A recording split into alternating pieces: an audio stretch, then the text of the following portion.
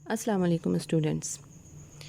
Book number 2 کا lesson number 5 آن destroying books پڑھ رہے تھے. یہ لیکچر نمبر 6 ہے, لاسٹ لیکچر ہے, اس میں چیپٹر اینڈ ہو جائے گا. آن ڈسٹرائنگ بکس کے رائٹر جے.سی. اسکوائر ہیں. انہوں نے اپنے پرسنل ایکسپیرینس کو شیئر کیا ہے اور اس ایکسپیرینس میں انہوں نے یہ بتایا کہ کیسے انہوں نے یوز لیس بک سے چھٹکارا حاصل کیا. چھوٹے سے فلیٹ میں رہتے تھے, کتابیں جب بہت زیادہ ہو گئی, یوز لیس بکس جب بہت زیادہ ہو گئی, تو انہوں نے کیا کیا کہ بوری میں کتابوں کو ڈالا, پل پہ چلتے ہوئے پل کے کنارے پہ پہنچے اور دریا میں کتابوں کو پھینکنا تھا انہوں نے. لیکن جیسے کہ انہوں نے تذکرہ کیا ہے کہ چاہے آپ ہارم لیس ہی ایکٹ کیوں نہ کر رہے ہوں, لیکن اگر وہ پوشیدہ ہو لوگوں سے تو پھر وہ آپ کو ان ایزینس ہوتی ہے. ان کے ساتھ بھی یہی مسئلہ تھا. کبھی پیڈسٹرین کے قدموں کی آواز سے یہ ڈر جاتے, کبھی پولیس والا نظر آتا تب یہ تھوڑی سی ان کو ڈسٹربنس ہوتی. تو سم ٹائم جو آخر میں ایسا ہوا کہ جب وہ پھینکنے کے لیے تیار تھے بوری, تو ان کو ایک دم سے خیال آیا کہ اگر یہ جو اسپلیش آئے گی, پانی میں بوری گرے گی تو ایک اسپلیش آئے گی, تو اس ساؤنڈ کا کیا کریں گے. تو لوگ یہ سمجھیں گے شاید میں نے کسی بیبی کو بوری میں رکھا ہوا تھا اور میں نے اس کو دریا میں پھینکا ہے. تو اس سے اور ان کا حوصلہ جو ہے وہ ڈاؤن ہو گیا. آخرکار انہوں نے کیا کیا, اسی کشمکش میں انہوں نے کیا کیا کہ سرکولر بیز بنے ہوئے تھے برج پر, باہر کی جانب نکلے ہوئے تھوڑے سے گولائی میں بیٹھنے کی جگہ تھی, وہاں پہ امبارکمنٹ کو چھوڑا اور ان سرکولر بیس کی جانب چل دیے. آگے پڑھتے. وین آئی ریچڈ اٹ, جب میں وہاں پہنچا, آئی نیلٹ آن دا سیٹ, میں جھکا سیٹ نشست پہ. لکنگ اوور, جائزہ لیتے ہوئے. آئی ہیزیٹیٹڈ اگین, دوبارہ سے میں ہچکچایا.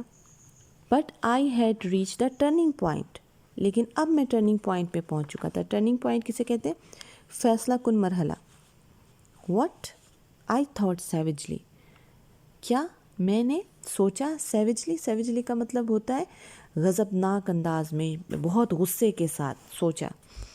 Under the resolute mask that you show your friend, کہ وہ ریزولوٹ ماسک, وہ ایک ریزولوٹ کہتے ہیں پرعزم, ماسک اردو میں بھی ماسک کہتے ہیں بناوٹی چہرہ, تاثر, جو کہ تم اپنے دوستوں کو دکھاتے ہو. Is there really a shrinking and contemptible coward, کہتے ہیں کہ جو ریزولوٹ چہرہ تاثر تم لوگوں کو دیتے ہو, اصل میں وہ ایک شرنکنگ بہت ہی زیادہ سکڑا ہوا, پسپائی اختیار کرنے والا, اینڈ کنٹمپٹیبل قابل نفرت, کاورڈ بزدل ہے.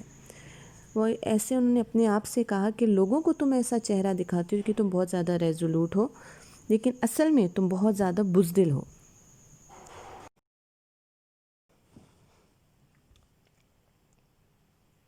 اف یو فال ناؤ, اگر تم ابھی گر جاتے ہو, you must never hold your head up again, تو تم اپنا سر کبھی بھی دوبارہ نہیں اٹھا پاؤ گے. Any how what if you are hang for it, کیا ہوا اگر تمہیں اس وجہ سے پھانسی پہ چڑھا دیا گیا ہو. Good God you warm better man than you have gone to gallows. آگے وہ کہتے ہیں گڈ گاڈ, اور خدایا تم ایک کیڑے کی طرح ہو, تم سے زیادہ بہتر انسان تو پھانسی تک چڑھ گئے ہیں. یعنی کہ انہوں نے اتنی ہمت والے کام کیے اور انہوں نے پھانسی کے تختے پہ چلے گئے, اور تم سے ایک کتابوں کی بوری نہیں پھینکی جا رہی ہے. وہ ایک طرح سے اپنے آپ کو کوس رہے تھے یا اپنے آپ کو ہمت دلانے کی کوشش کر رہے تھے. With the courage of despair, مایوسی کے ہی کرج میں, حوصلے میں, آئی ٹوک اے ہیپ, میں نے ایک آہ بھری. دا سیک ڈراپ شیئر, اور بوری سیدھے نیچے جا گری.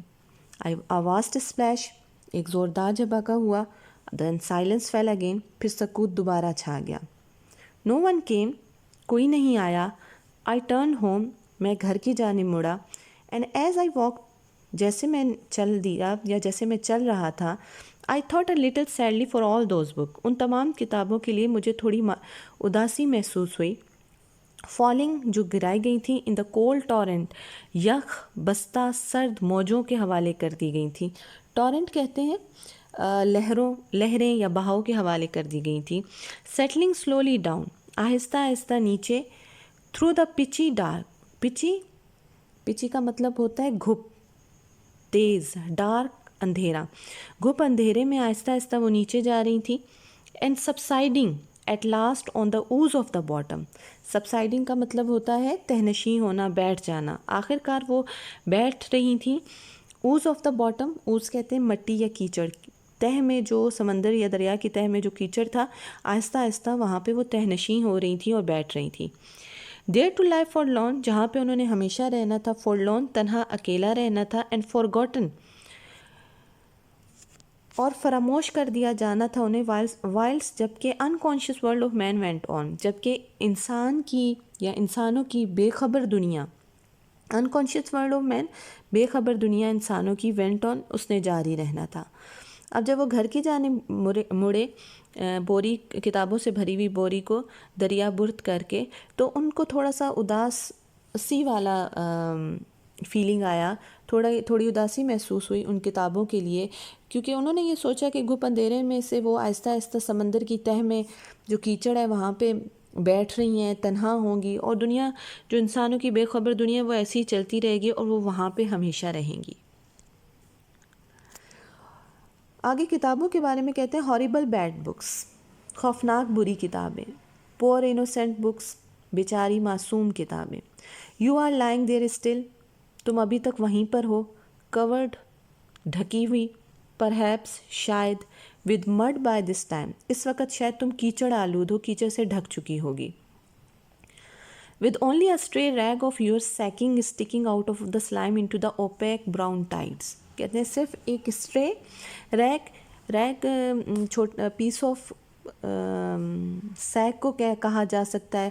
وہ جو بوری کا کوئی اسٹرے ویسے کہتے ہیں کہ اگر اینیملز کے لیے استعمال کیا جائے تو آوارہ گرد یا بھٹکے ہوئے. تو یہاں پہ بھی وہ کہہ رہے ہیں کہ اسٹرے ریگز کوئی بھی بھٹکا ہوا چیتھڑا یا کیچڑ آلود جو بھی ایک ٹکڑا ہوگا کپڑے کا وہ شاید اس سلائم میں کیچڑ میں ابھی تک ان کتابوں کے ساتھ اسٹک ہوا ہوگا چپکا ہوا ہوگا. Into the opaque brown tides. Brown ٹائڈس